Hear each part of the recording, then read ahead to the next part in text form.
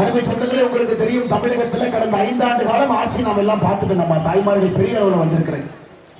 இன்னைக்கு இதெல்லாம் மாற வேண்டும் என்பதற்காக அனைத்து இந்திய அண்ணா திராவிட முன்னேற்ற கழகம் தலைமையிலான தேசிய ஜனநாயக கூட்டணி இங்கே உங்கள் முன்னால் நின்று கொண்டிருக்கிறது. அருமை சொந்தங்களே, மே 4ஆம் தேதிக்கு பிறகு உறுதியான மாற்றத்தை தமிழகத்தில் பார்க்க போறோம். அம்மா, ஊட்டியிலிருந்து தஞ்சாவூர் பகுதி, தென் தமிழகத்தில் கன்னியாகுமரி, தூத்துக்குடி, மதுரை பகுதி, சிவகங்கை பகுதி, எல்லா பகுதியிலும் பார்த்துவிட்டு வருகின்றேன். மக்கள் தெல்ல தெளிவாக இருக்கின்றார்கள். நமக்கு திராவிட முன்னேற்ற கழகம் வேண்டாம் என்பதிலே தெல்ல தெளிவாக இருக்கின்றார். ஐயா, இன்னைக்கு நம்முடைய சகோதரர் ஒரு படித்த மருத்துவர் இங்கு நிற்கிறார். அவருடைய தந்தை ஐயா வி.பி. துரைசாமி அவர்கள் ஒரு சமூக நீதியினுடைய காவலராக இருக்கக்கூடியவர்.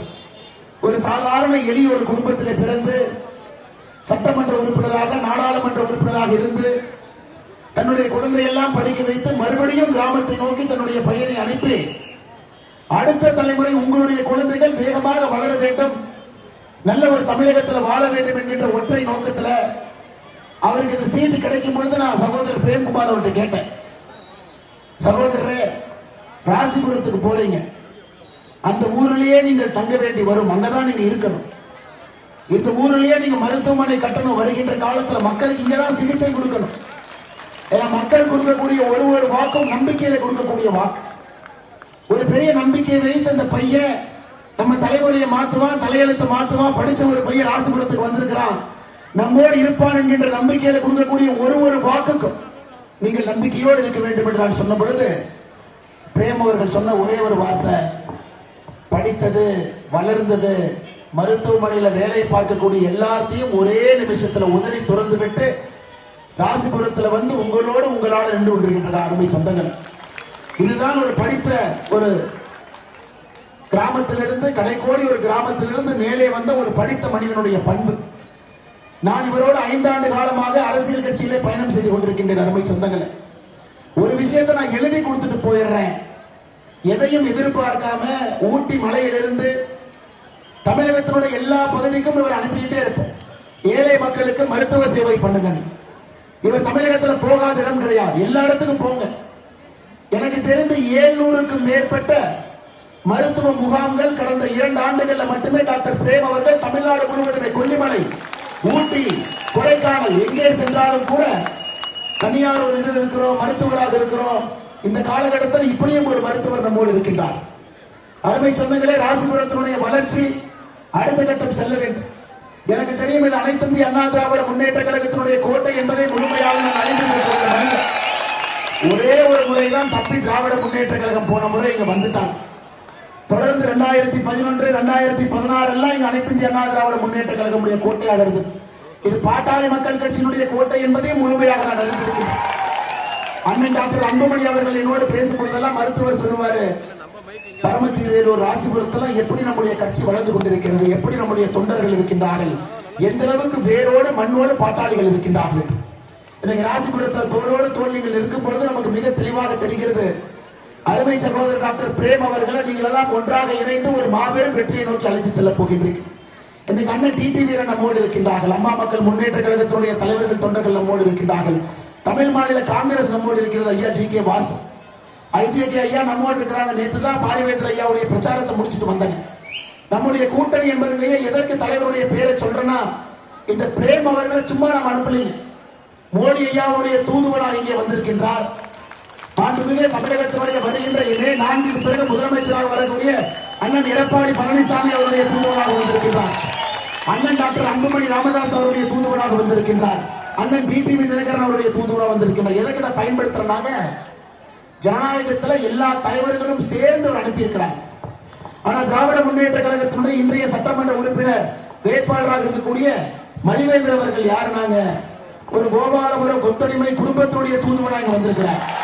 அதான் இவருக்கும் அவங்களுக்கும் இருக்கக்கூடிய வித்தியாசம். ஒரு கட்சி கோபாலபுரத்திலிருந்து ஒரு குடும்பம், கருணாநிதி ஐயாவுக்கு பிறகு ஸ்டாலின் ஐயா, ஸ்டாலின் ஐயாவுக்கு பிறகு உதயநிதி ஸ்டாலின். நேற்று தாங்க சிவகங்கை திருப்பத்தூர்ல பிரச்சாரம் பண்ணிட்டு இருந்த வி.பி. ராஜன் ஒரு முன்னாள் எம்எல்ஏ இருக்கிறார், திமுக. அவர் என்ன சொன்னாருன்னா, நான் இன்ப நிதியை முதலமைச்சர் ஆக்கிட்டு தான் செத்தே போவன்னு சொன்னார். அவர் அந்த மாதிரி குடும்பத்திலிருந்து வரலீங்க, அந்த மாதிரி குடும்பத்திலிருந்து வரல.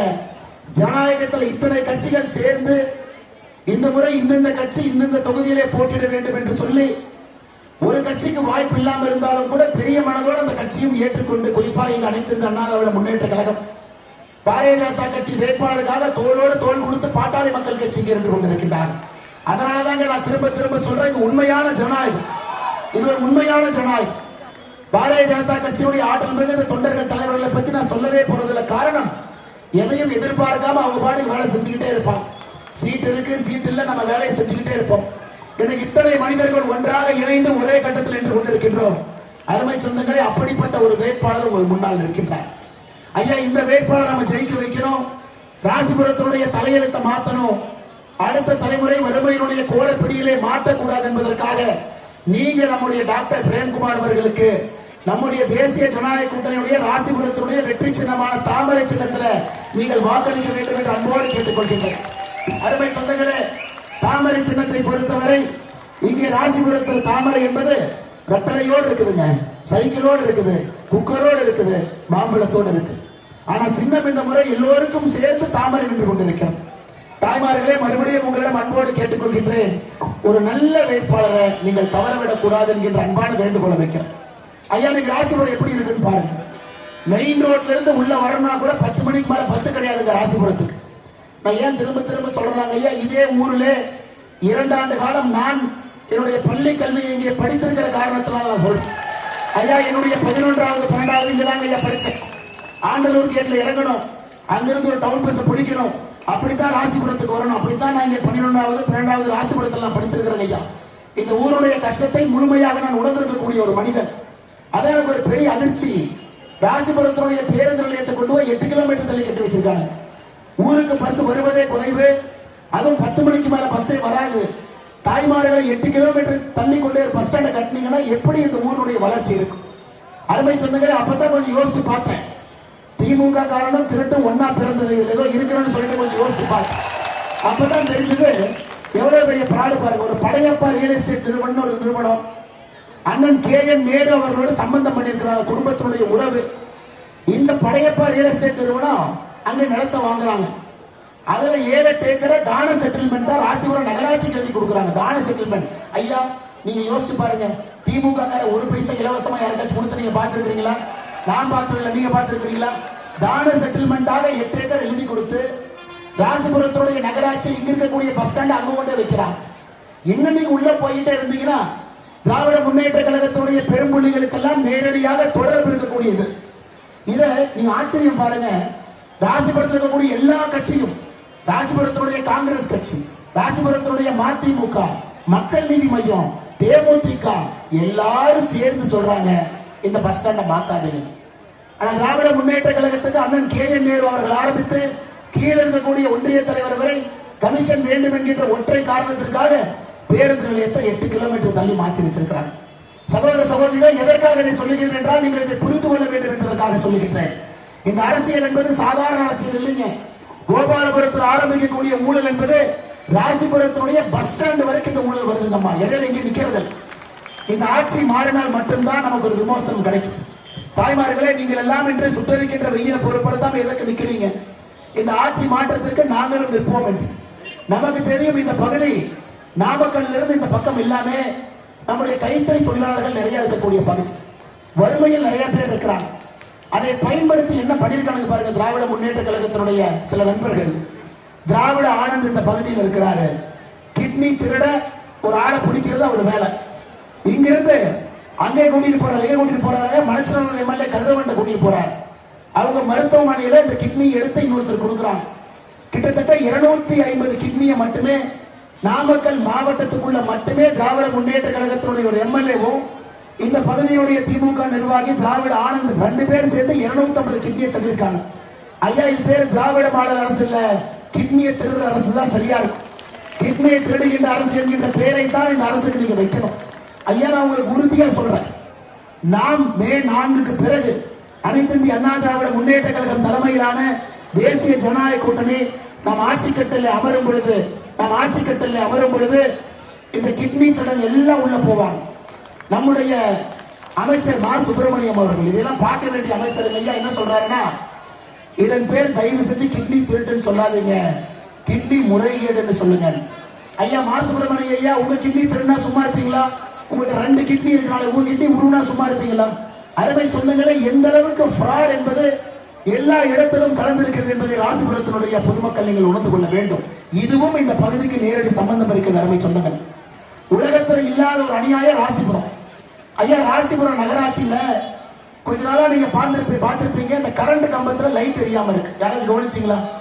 பொது வழியில் நடந்து போனீங்கன்னா உங்களுக்கு போட்டிருக்கக்கூடிய லைட் எரியாம இருக்கு. ஏன்னா ஒப்பந்ததாரருக்கு பணம் கொடுப்பதற்கு ராசிபுரம் நகராட்சியில பணம் கிடையாது. இந்த உண்மை உங்களுக்கு தெரியுங்களா? ராசிபுரத்தினுடைய நகராட்சி மின்விளக்கு பராமரிப்பு ஒப்பந்தக்காரருக்கு நிலுவைத் தொகையை கொடுக்காதனால அந்த கிளம்பிட்டான். பழைய பேருந்து நிலையம், புதிய பேருந்து நிலையம், நாமக்கல் சாலை, இந்த பகுதியில் இருக்கக்கூடிய ஹைமாஸ் லைட்டு எரியாம இருக்கக்கூடிய அவல் நிலைமையை பார்த்திருக்கீங்களா? இதையெல்லாம் தாண்டி உங்க நகராட்சி சேர்மன், திமுக சேர்மன் அடுத்தபடி அந்தம்மா ராசிபுரம் நகராட்சி கூட்டத்தை வீட்டில தான் நடத்துவாங்க. வீட்டில் உட்கார வச்சுதான் 22 தீர்மானம் போட்டு வீட்டு நடத்துவாங்க. அந்த அம்மாவுடைய கணவர் ஒரு உலகத்தரம் வாய்ந்த நம்பர் 1 ஃப்ராடு பகுதியில் இருக்கக்கூடிய சங்கர் என்பவர். இதற்காக இதெல்லாம் சொல்றாங்கம்மா, இந்த பேரை இதற்கு பயன்படுத்துறேன். இவர்கள் எல்லோரும் ஒரே குட்டையில் உரிய மட்டைகள் என்பதை நீங்கள் புரிந்து கொள்ள வேண்டும் என்பதற்காக சொல்றேன்.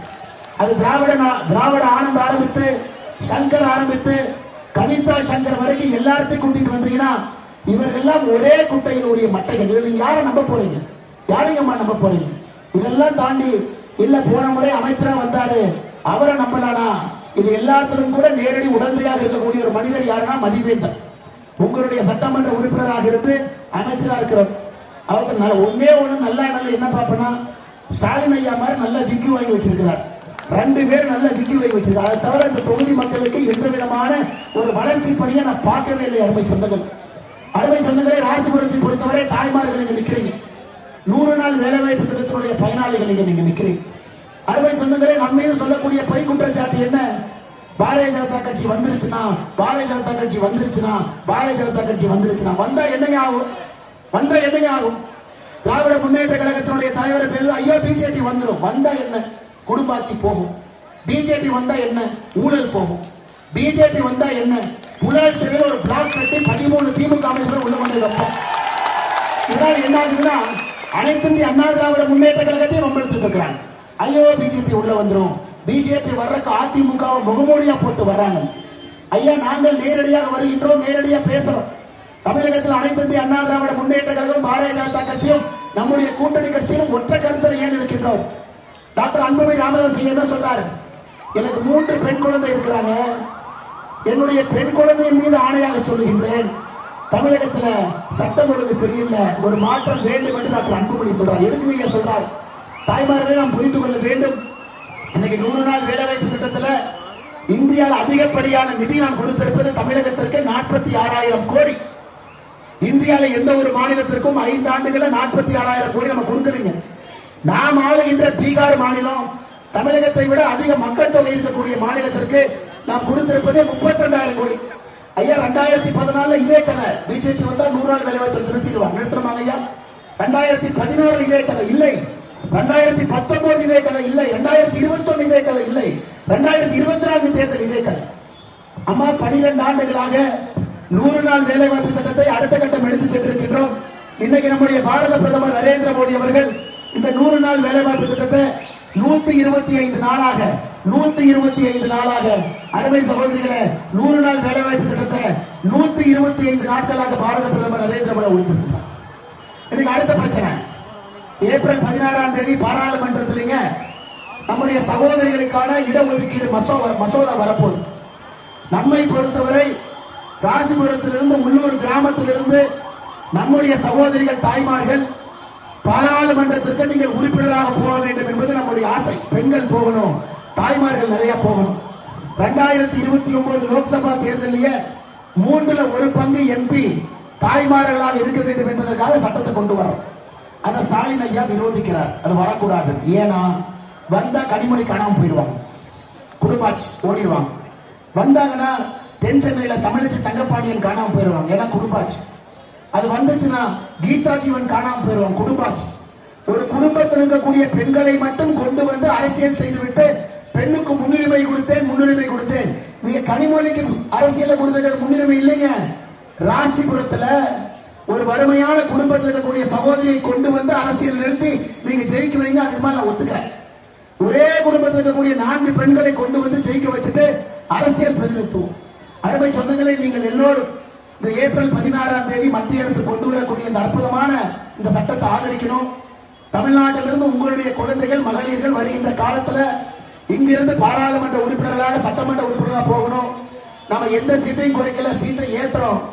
543 மேலே ஏற போகிறது. 800 தாண்டி எம்பி ஏறுது. தமிழ்நாட்டில் 234 தாண்டி 340 வரை எம்எல்ஏக்களை உயர்த்திருக்கின்றோம். காரணம், பெண்கள் வர வேண்டும், அதிகப்படியான சீட்டுகள் உயர வேண்டும் என்று நினைத்துக் கொண்டிருக்கின்றோம். அருமை சொந்தங்களே, அதற்கும் உங்களுடைய ஆதரவு வேண்டும் என்று அன்போடு கேட்டுக்கொள்கின்றேன். அருமை சொந்தங்களே, இன்னைக்கு நம்முடைய ராசிபுரத்துக்கு மட்டும் பாருங்க, திமுக கொடுத்து நிறைவேற்றாத வாக்குறுதி. ஸ்டாலின் ஐயா அடிக்கடி சொல்றார், நான் கொடுத்த வாக்குறுதியை மறக்கவும் மாட்டேன், மறுக்கவும் மாட்டேன். ஐயா ஒத்துக்கிறேன். ஸ்டாலின் ஐயா சொல்றார், நான் கொடுத்த வாக்குறுதியை மறக்கவும் மாட்டேன், மறுக்கவும் மாட்டேன். ஐயா கொஞ்சம் நிறைவேற்றுங்கிறது தான் நாங்க சொல்றோம், மறக்க சொல்ல மறுக்க சொல்ல. 511 தேர்தல் வாக்குறுதி கொடுத்து அருமை சொந்தங்களே 2021 ஆட்சிக்கு வந்து வெறும் 70 தேர்தல் வாக்குறுதி மட்டுமே நிறைவேற்றிய ஒரு அரசுனா திராவிட முன்னேற்ற கழகத்தினுடைய அரசு. அவர்களுக்கு வெட்கம் இல்லாதனால வெளியே வந்து உங்கள் வாக்கை கேட்டுக் கொண்டிருக்கின்றார். 511 70 வாக்குறுதி என்பது 15 விழுக்காடுங்க. 15 விழுக்காடு, வெறும் 15 விழுக்காடுங்க. 15%, 85% வாக்குறுதி அவங்க நிறைவேற்றல. அப்படி இருக்கும் பொழுது முதலமைச்சர் அவர்கள் 99% நிறைவேற்றி விட்டோம் என்கின்ற பச்சை பொய்யை சொல்லிக் கொண்டிருக்கிறார். கணக்கு வாத்தியார்லாம் ரொம்ப நல்லவங்க தாங்க, ஆனா பாடம் படிச்ச மாணவன் தான் மக்கு. அதனாலதான் முதலமைச்சர் 99% 15% 99% என்று உணர்ந்து கொண்டிருக்கிறார். அருமை சொந்தங்களே, வெயிலும் நேரடியா உங்க மேல அடிக்கிறேன், அதையும் தாண்டி நின்று கொண்டிருக்கின்றீர்கள். ஆனால் அருமை சொந்தங்களே, உங்களுடைய பாதத்தை தொட்டு வணங்கி நன்றியை தெரிவித்துக் கொள்கின்றேன். காரணம், நான் எத்தனையோ பிரச்சாரத்தை பார்த்திருக்கேன், வேட்பாளர் வெயில்ல போய் பார்த்திருக்கேன். பொதுமக்கள் வெயில் நின்று வேட்பாளருக்கு ஆதரவு தெரிவிப்பதை இங்கதான் நான் ராசிபுரத்தில் பார்க்கிறேன். அருமை சொந்தங்களே, அது மட்டும் இல்ல, ராசிபுரத்துக்கு மட்டுமே இவர்கள் கொடுத்து நிறைவேற்றாத திட்டத்தை பாருங்க. காவேரி மணிமுத்தாறு இணைப்பு திட்டம், உயரழுத்த மின்சார வழித்தடங்கள் விவசாய நிலங்கள் வழியாக போகாமல் சாலை ஓரத்தில் கொண்டு வருவோம், அதுவும் ஃபெயிலியருங்க. காவேரி தென்பெண்ணையாறு திருமணிமுத்தாறு இணைப்பு திட்டம், அதுவும் நடக்கல. திருமணிமுத்தாறு ஓயனக்கல் இருந்து காவிரி உபரிநீர் சேலம் மற்றும் நாமக்கல் மாவட்டத்துக்கு கொண்டு வருவோம், இல்ல. ராசிபுரத்தில் சுற்றுலா சாலைகள் அமைப்போம், அதுவும் இல்லை. எதற்காக இதெல்லாம் சொல்றாங்கம்மா, இந்த திட்டம் எல்லாம் நிறைவேற்றினால் மட்டும்தான் ராசிபுரத்தினுடைய தண்ணீர் பஞ்சம் தீரும். ஏன்னா நம்முடைய விவசாயி, விவசாயம் பண்ண தெரிஞ்சவர். இன்னைக்கு அண்ணன் எடப்பாடி பழனிசாமி அவர்கள் தமிழகத்தினுடைய முதலமைச்சராக வரும் பொழுது விவசாயத்திற்கு முன்னுரிமை கிடைக்கும் என்பது நாம் எல்லோரும் அறிவோம். ஸ்டாலின் ஐயாக்கு விவசாயம்னா என்னன்னே தெரியாதுங்க. அவர் முன்னாடி கொண்டே ஒரு கறவை பசுமாட்டம் நிறுத்துங்க, கறவை பசுமாட்டம் நிறுத்துங்க, அப்படியே பார்ப்பார், சுத்தி சுத்தி வருவார். என்னன்னு பாக்குறீங்கன்னா, இல்லப்பா பால் காம்புல இருந்து வருதா கொம்புல இருந்து வருதான்னு பாக்குற அப்படிம்பாரு. ஆனால் நம்முடைய முதலமைச்சரை பொறுத்தவரை அவருக்கு விவசாயத்தை பத்தி தெரியாதுங்கம்மா. 2021 பொங்கல் வச்சார், பஞ்சு போட்டு பொங்கல் வச்சார். விறகு போட்டு பொங்கல் வைக்கிறதே 2025 தான். அதுக்கு 4 வருஷம் ஆச்சு அவருக்கு. விறகு போட்டு தான் பொங்கல் வருது. தென் தமிழகத்திற்கு போனா அங்க நம்ம சொந்தக்காரங்க பனைமரத்துல இருந்து பதனி கொடுப்பாங்க, பதனி. அதை குடிச்சிட்டு கேட்பார், சக்கரை எவ்வளவு போட்டீங்க அப்படின்னு. அருமை சொந்தங்களே, இவருக்கும் விவசாயத்திற்கும் எந்த சம்பந்தமும் இல்லை. ராசிபுரத்தினுடைய குடிநீர் பிரச்சனை நாம் தீர்க்க வேண்டும். அடுத்த கட்டத்திற்கு விவசாயம் செல்ல வேண்டும் என்றால் காவிரி தென்பெண்ணையாறு திருமணிமுத்தாறு இணைப்பு திட்டத்தை கொண்டு வரணும், காவிரி மணிமுத்தாரை கொண்டு வரணும், திருமணிமுத்தாறு ஒகேனக்கல்லுடைய கூட்டு குடிநீர் திட்டத்தை கொண்டு வந்தால் மட்டும்தான் அடுத்த கட்டத்துக்கு நாம் செல்ல முடியும். அருமை சொந்தங்களே, அதனால் நம்முடைய அருமை சகோதரர் தேசிய ஜனநாயக கூட்டணி சார்பாக அண்ணன் எடப்பாடி பழனிசாமி அவர்கள் நம்முடைய முதலமைச்சராக வருகின்றார். அவர்கள் சார்பாக நாங்கள் வாக்குறுதி கொடுக்கின்றோம். ராசிபுரத்தினுடைய பேருந்து நிலையத்தினுடைய மாற்று அரசாணையை ரத்து செய்து பேருந்து நிலையத்தை அதே இடத்துக்கு கொண்டு வரும். திமுக பிரச்சாரத்தில் என்ன சொல்றாங்க, இந்த பேருந்து நகர் பேருந்து, அந்த பேருந்து வெளியூர் போற பேருந்து. ஐயா, திமுக காரங்களுக்கு வாய் மட்டும் நாய் கவிட்டு போயிருக்கு. வாய் இருக்கிறனால என்ன இருந்தாலும் கூட மாத்தி மாத்தி மாத்தி நகர் பேருந்து அது வெளியூர் போற பேருந்து ஆரம்பிச்சிருக்காங்க. ஐயா, ஒரே பேருந்து, இந்த பேருந்து உள்ளூருக்குள் இருக்கணும். இந்த நிலையத்தை நாம் இங்கேயே வைப்பதற்கான அரசாணையை ரத்து செய்கின்றோம். அருமை சொந்தங்களே, அது மட்டும் இல்லைங்க, மரவள்ளிக்கிழங்குடைய விவசாயிகளுடைய வாழ்வாதாரத்தை மேம்படுத்த நாமக்கல் தொகுதியினுடைய ஐசிஏஆர் மத்திய கிழங்கு பயிர்கள் ஆராய்ச்சி நிறுவனம் ஐசிஏஆர் சிடிசிஆர் என்கின்ற ஒரு அமைப்பு இருக்குதுங்கம்மா. அந்த அமைப்பினுடைய ஒரு கிளையை இங்கே கொண்டு வந்தால் மட்டும்தான் இதற்கான சயின்ஸ் இங்க வருங்க, இதற்கான சந்தை விலையும் உங்களுக்கு கிடைக்கும். அந்த ஐசிஏஆர் சிடிசிஆர் நிலையத்தை மத்திய அரசு நிலையத்தை கொண்டு வர வேண்டிய பொறுப்பை நாங்க ஏத்துக்கிறோம். நான் உங்களுக்கு நீங்க சொல்லிட்டு போறேங்க, இவரை நீங்கள் வெற்றி பெற செய்ய போறீங்க, வரலாறு சிறப்புமிக்க வெற்றியை கொடுக்க போறீங்க. அந்த பாராட்டு விழாவுக்கு இந்த துறை சம்பந்தப்பட்ட மத்திய அமைச்சரை நான் இங்க கூட்டிட்டு வர்றேங்கம்மா. அந்த உறுதிமொழியை உங்கள் அன்பு சகோதரன் அண்ணாமலை ஒரு குறிப்பிட்டு சொல்கின்றார். மரவள்ளிக்கிழங்குடைய உற்பத்தியை பெருத்துவதற்கு, நோயிலிருந்து காப்பாற்றுவதற்கு, சந்தைப்படுத்துவதற்கு ஐசிஆர் சிடிசிஆர் நிறுவனத்தை ராசிபுரத்தில் நாங்கள் திறக்கின்றோம். அதை நீங்க நம்புங்க. அதனாலதான் நேரடியா உங்களுக்கு மைக்கிலேயே சொல்லிட்டு போறாங்கம்மா. வெற்றி விழாவுக்கு அந்த துறையினுடைய சம்பந்தப்பட்ட அமைச்சர் நாங்கள் கூட்டிக் கொண்டு வருகின்றோம். அருமை சொந்தங்களே, பூ நிறைய பயிரிடக்கூடிய விவசாய பெருமக்கள் நிறைய இருக்கிறீங்க. சம்மங்கி பூ, அரளிப்பூ, நிறைய அந்த பகுதியினுடைய பூக்கள் தமிழ்நாடு முழுவதுமே பிரசித்தி பெற்றது. காரணம், தண்ணீர் குறைவாக இருக்கக்கூடிய பகுதியிலிருந்து வரக்கூடிய பூக்கு ஒரு தனி மகிழ்ச்சி இருக்கு. இன்னைக்கு அந்த பூவெல்லாம் வாசனை திராவியம் தயாரிக்கக்கூடிய தொழிற்சாலையை நம்முடைய வெற்றி வேட்பாளர் இங்கேயே கொண்டு வர வேண்டும் என்று மிக தெளிவாக இருக்கின்றார்கள். அதன் மூலமாக அடுத்த கட்ட பொருளாதாரத்தை இங்கே உயர்த்த வேண்டும். அருமை சொந்தங்களே, விசைத்தறி உரிமையாளர்கள், தொழிலாளர்கள் இருக்கிறீங்க. உங்களுக்கு தேவையான ஒரு ஜவுளி பூங்காவையும் கூட சேலம் ராசிபுரத்தை மையப்படுத்தி அதையும் கொண்டு வருகின்றோம் என்கின்ற ஒரு உத்தரவாதத்தை உங்களுக்கு அளித்து, அருமை சொந்தங்களே, ஒரு மாற்றத்திற்காக நீங்க நம்மளோடு இருக்கணும். அந்த மாற்றம் வந்துவிட்டது. ஏப்ரல் 23ஆம் தேதி நீங்கள் செய்ய வேண்டியதெல்லாம் நம்முடைய வெற்றி வேட்பாளருக்கு தாமரை சின்னத்துல நீங்கள் வெற்றி வாய்ப்பு கொடுத்து அவரை உங்களுடைய சட்டமன்ற உறுப்பினராக பெற்று இங்கேயே உங்களுக்கு அவருடைய மருத்துவ சேவையும் மக்கள் சேவையும் ராசிபுரம் சட்டமன்ற தொகுதியில் இங்கேயே உங்களுக்கு நடக்கும் என்று சொல்லி, வெயில் அதிகமாக இருக்கின்ற காரணத்தினால நாம் என்ன செஞ்சோம் அப்படிங்கிறத நான் போகவே விரும்பலிங்கம்மா. நாம் என்ன செய்தோம் அப்படிங்கிறத 3 பக்கத்தில் நான் படிப்பேங்க. நாமக்கல் மாவட்டத்துக்கு மட்டுமே மோடி ஐயா என்ன செய்யாருன்னு ஆரம்பிச்சோம்னா, நம்முடைய மருத்துவக் கல்லூரி 338 கோடியிலிருந்து, ரயில் நிலையத்துடைய மறுசீரமைப்பிலிருந்து, சேலம் நாமக்கல் கரூர் சாலை அகலப்படுத்தல் 100 கோடி மதிப்பீட்டிலிருந்து, குறிப்பாக இங்க இருக்கக்கூடிய தாய்மார்கள் நிறைய இருக்கிறீங்க. உங்களுடைய வீட்டுக்கெல்லாம் குழாய் மூலமாக தண்ணீர் கொண்டு வந்திருக்கின்றோம். 3,62,200 வீட்டுகளுக்கு மேல இந்த மாவட்டத்தில் மட்டுமே 27 மக்கள் மருந்தகங்கள் இருக்கு. பிபி இருக்கிறவங்க, சுகர் இருக்கிறவங்க, மாசம் மாத்திரை வாங்குறவங்க 80% குறைவாக இந்த மருந்து வாங்கிக்கலாம். உஜ்வாலா திட்டத்தின் கீழ் இலவச எரிவாயு இணைப்புகள் 1,28,644 குடும்பத்திற்கு கொடுத்திருக்கின்றோம். எம்எஸ்எம்பி கடன் 5,670 கோடி நாமக்கல் மாவட்டத்திற்கு, முத்ரா கடன் 4,766 கோடி. இந்த ஒரு மாவட்டத்தில் மட்டுமே 67,000 விவசாயிகளுக்கு வருடத்திற்கு 6,000 ரூபாய் பாரத பிரதமருடைய சம்மான் நிதி. ஒரு மாவட்டத்திற்கு மட்டுமே 67,000 விவசாயிகள் இருக்கிறாங்க. அருமை சொந்தங்களே, வீடு மட்டுமே இந்த ஒரு மாவட்டத்திற்கு கிராமப்புறத்தில் 5,397 வீடுகளும், நகரப்புறத்தில் 3,471 வீடுகளும் கட்டி கொடுத்திருக்கின்றோம். பயிர் காப்பீட்டு திட்டத்தில் 45,000 ஹெக்டேர் 1,10,000 விவசாயிகளுக்கு 154 கோடி ரூபாய்க்கு பயிர் காப்பீடு செய்திருக்கின்றோம். 2,38,000 பேர் நாமக்கல் மாவட்டத்தில் 5 லட்சம் ரூபாய் மருத்துவ அட்டை வைத்திருக்கின்றீர்கள்.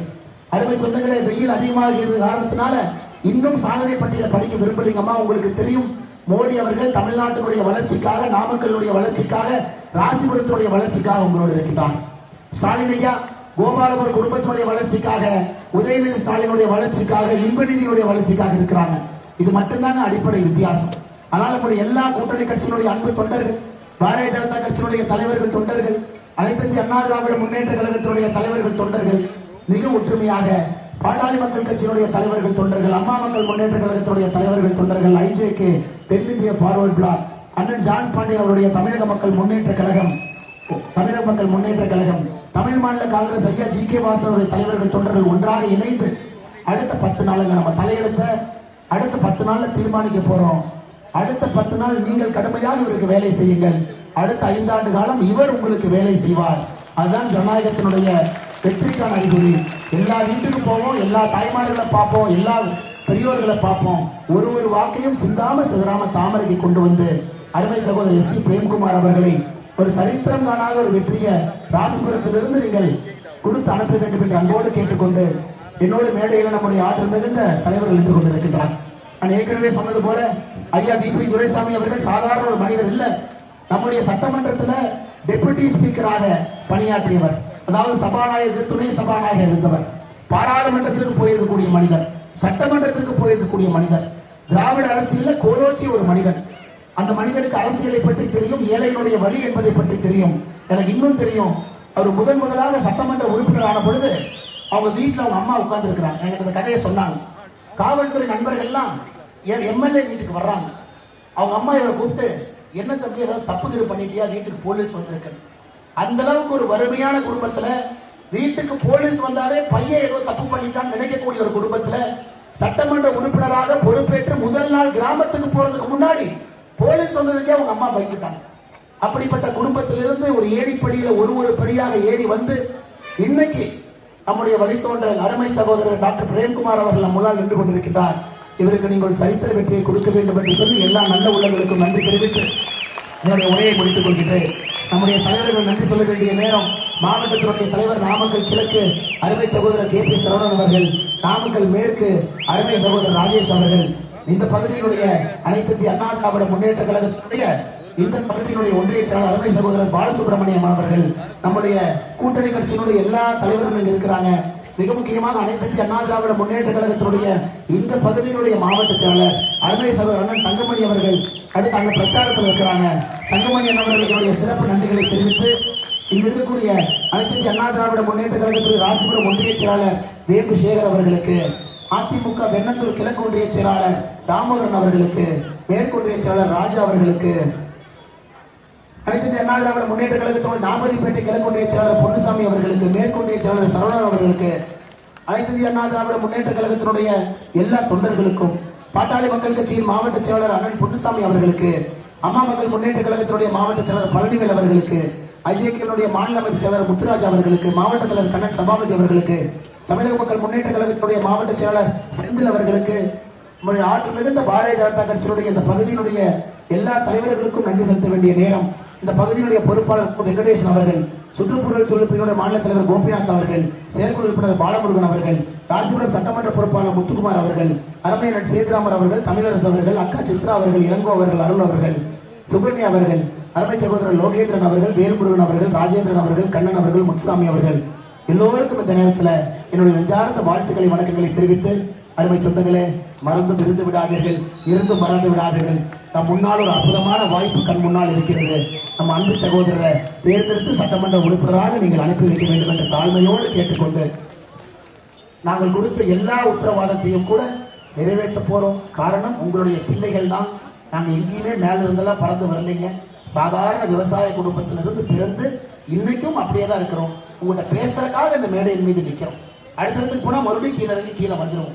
ஆனால் கொடுக்கக்கூடிய உத்தரவாதம் என்பது உள்ளத்திலிருந்து வருகிறது. சகோதரி முழுமையாக நம்பி நீங்கள் வாக்களிக்க வேண்டும் என்று சொல்லி உரையை முடித்துக் கொள்கின்றேன். பாதுகாப்பு கொடுத்த காவல்துறை நண்பர்களுக்கும் நன்றி தெரிவித்துக் கொள்கின்றேன். பத்திரிகை நண்பர்களுக்கும் நன்றி தெரிவித்துக் கொள்கின்றேன். நன்றி, வணக்கம். பாரத் மாதா கி ஜெய். புரட்சி தலைவர் டாக்டர் எம்ஜிஆர் ஐயாவுடைய புகழ் ஓங்குக. புரட்சி தலைவி அம்மா செல்வி ஜெயலலிதா அவர் புகழ், உலகத்துடைய விஸ்வகுரு பாரத பிரதமர் நரேந்திர மோடி ஐயாவுடைய புகழ், கூட்டணி கட்சியினுடைய எல்லா தலைவர்களுடைய புகழ். நன்றி.